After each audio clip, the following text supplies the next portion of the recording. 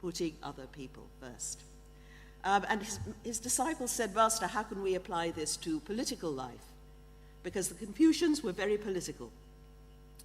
And they were living in, as all these sages were, in a violent and terrifying time when society seemed to be crumbling. Indeed, it was crumbling. The old China was crumbling over a period of 200 years called the period of warring states.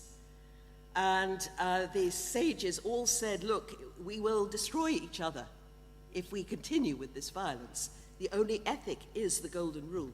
No prince would invade somebody else's territory if he practiced the golden rule because he would not like his own state to be invaded."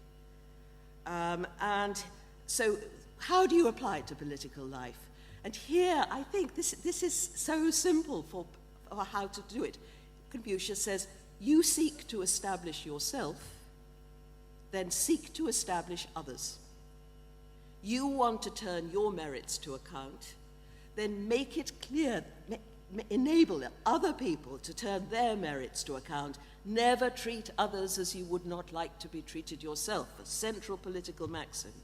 And when you go among the common people, he said, behave as if you are in the presence of an important guest.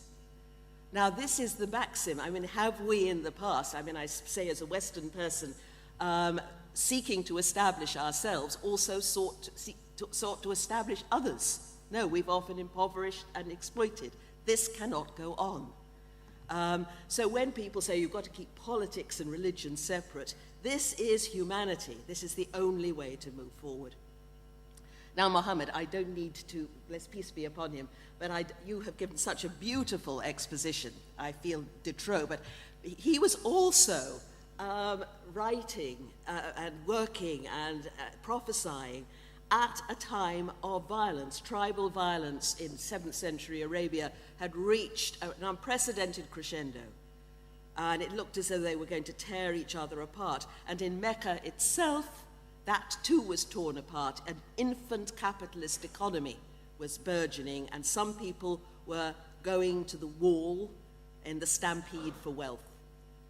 And the Quran is nothing but, from start to finish, a cry for compassion. And what is the bedrock message of the Quran is not a doctrine, but simply to care for the vulnerable people of society, to share your wealth fairly, and to do the acts of justice day by day, hour by hour.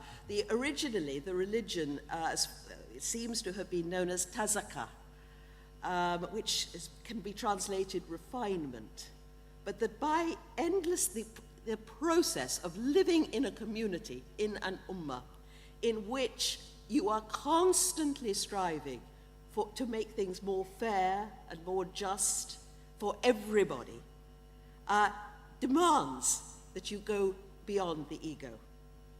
And by doing that, day by day, hour by hour, over a lifetime, the ego goes. And you stand before God in a state which the Sufis would call fana. The ego is extinguished, and then you get a larger enlightened self, Baka. And the word Rahman, it's related etymologically, I believe, to the word for womb. And that raises the whole issue of mother love. And the icon of the mother and the child is something that everybody loves. It represents us at our best. But mother love is also very hard. A mother has to get up every single night to her crying child, no matter how exhausted she is.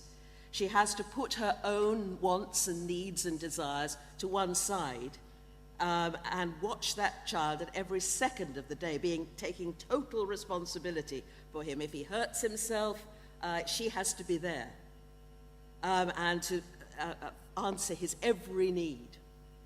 And then that cute little baby grows up. and can become a horrible disappointment. But the mother doesn't give up.